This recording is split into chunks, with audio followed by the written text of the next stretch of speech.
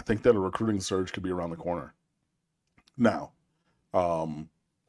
you finally, it's not an ACC championship. It's not a national championship. It's not that. And it's not even the optimal version of this organization to Mario Cristobal's dreams, what we saw on Saturday. But the result was proof of concept. Like, that is, you can sell that. And honestly, you might even be able to sell that better than what his optimum system would be.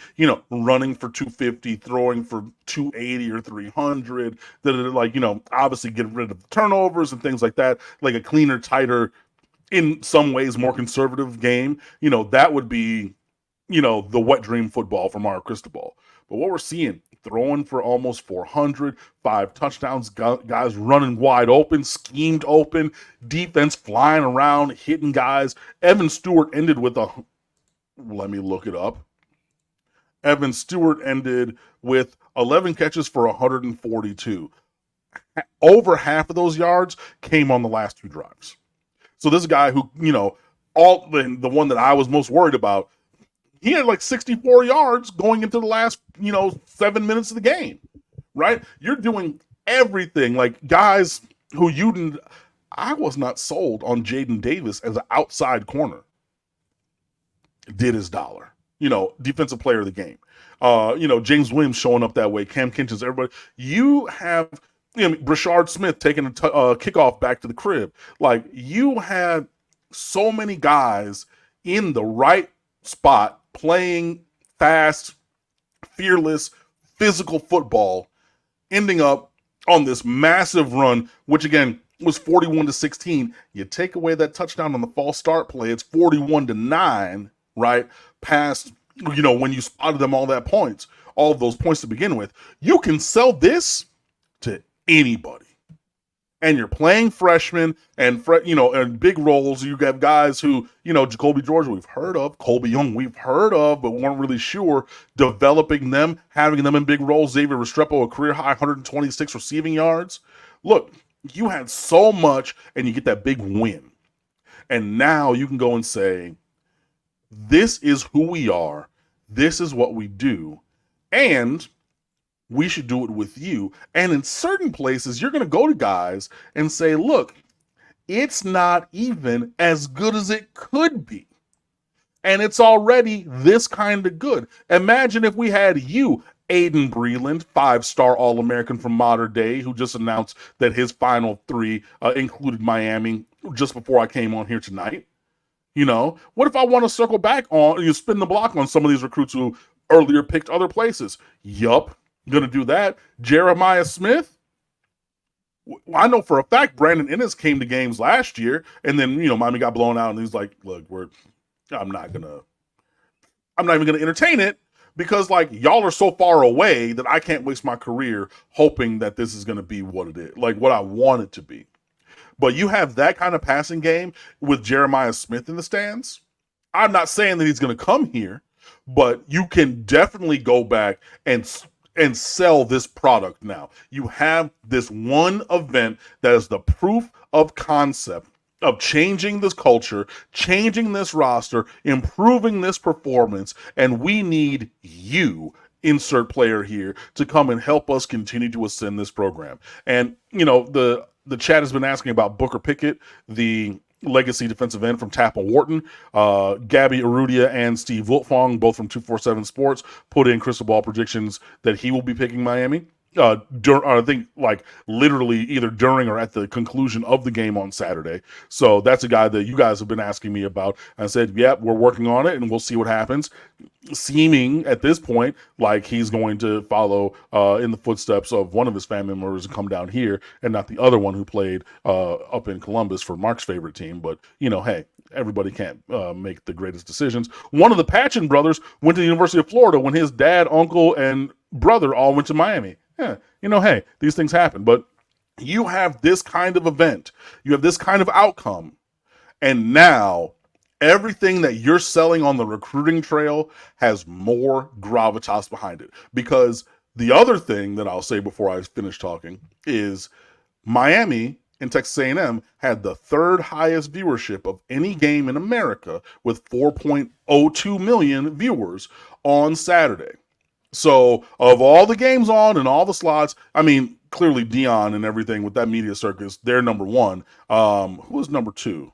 Texas Bama. Texas Bama, right? Boom. So, and that's the primetime ABC game. Nothing else is on. Great. So those are the only two games that got more eyes on them than the University of Miami. People are watching. People are seeing this, and this is what I'm talking about. Even when like things are not fully operational, but even going in an ascending way, this is a huge brand. This is a legacy program in the world of college football. And there were so many people watching and so many recruits in that recruiting section.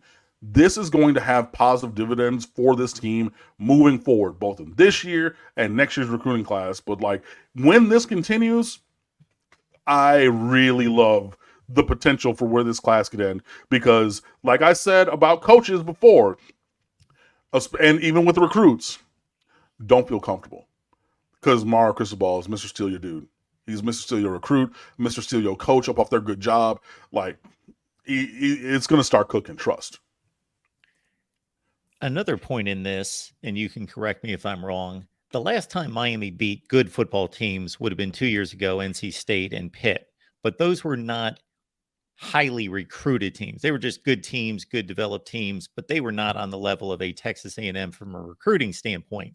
So Right. now, based on Saturday's performance, Mario Cristobal and his staff can also say that team that we played, they're loaded with 4 and 5 stars. We developed our players better. We schemed better so we can put you in a better position to look good. And the other thing, that's a really great callback to the 21 season.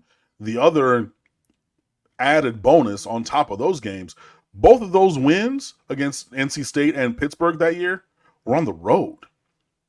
So like everybody's watching from the house, but like being there in Hard Rock Stadium, there was a penalty early. Oh, this is another shenanigans one. When we actually got to Connor Wegman, hit him, sacked him, boom. And then they flagged Francisco Mauagoa for that unsportsmanlike conduct, saying, oh, there was the false start and the whistle blew.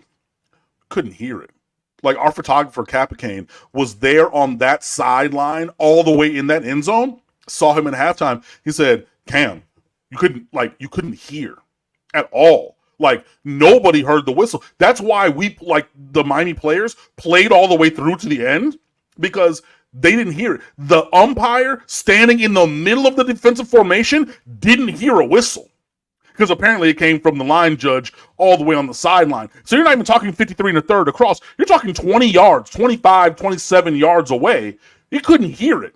That's how deafening that stadium was. So think about it. Jaden Davis, funnily enough, brought up the fact he was in the recruiting section in 2017 for the Notre Dame game.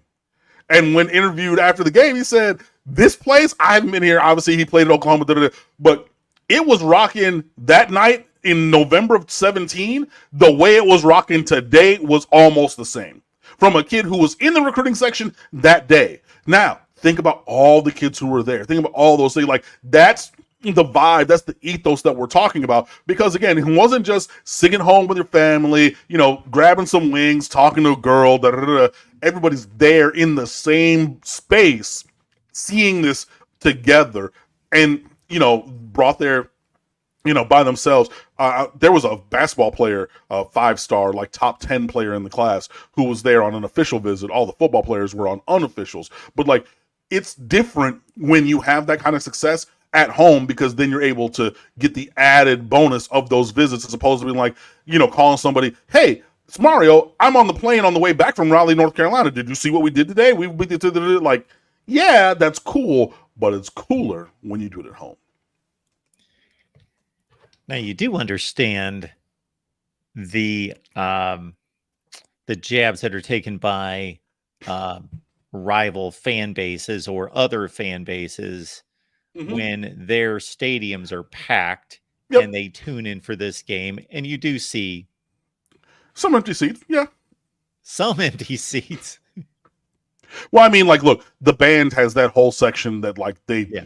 don't come close to filling half of, but, you know, they stagger every other row. There were empty seats, you know, sure. I'm not going to say that there weren't. You know, South Florida is a destination location. Like, if you're really good, you know, for that Notre Dame game, wasn't those empty seats. You know what I mean? It needs to maybe, you know, be of that. You know, look, you can even go to the Heatle years, you know, with LeBron and them. There were empty seats there. You know, it's just the way that things go. So, like, it is reasonable to say, yeah, you know, like, but like, go into Hard Rock, first quarter, first third down that the Canes are on defense. It's loud, bro.